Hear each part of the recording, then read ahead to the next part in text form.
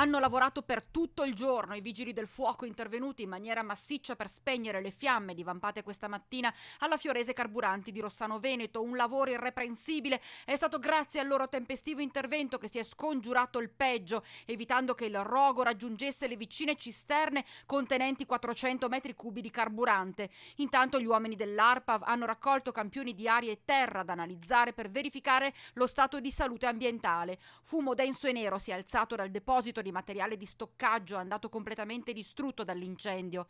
In municipio a Rossano si è tenuto un tavolo di coordinamento tra sindaco Martini, vigili del fuoco, polizia locale, tecnici ARPAV, ULS, protezione civile, carabinieri per chiarire la situazione.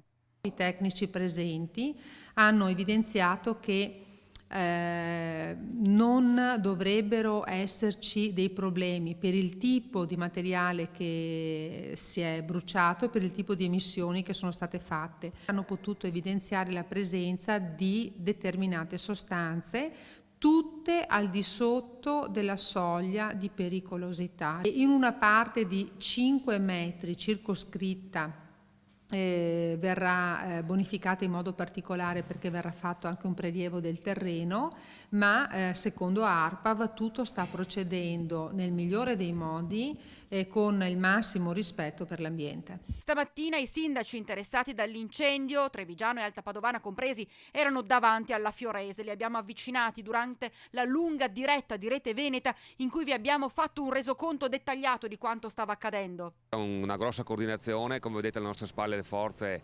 dei vigili del fuoco sono in massa nel spegnimento, quindi ecco, bisogna stare tranquilli. Intanto restano da seguire alcune precauzioni, a cominciare dal lavar bene la verdura dell'orto, ma nessun allarmismo.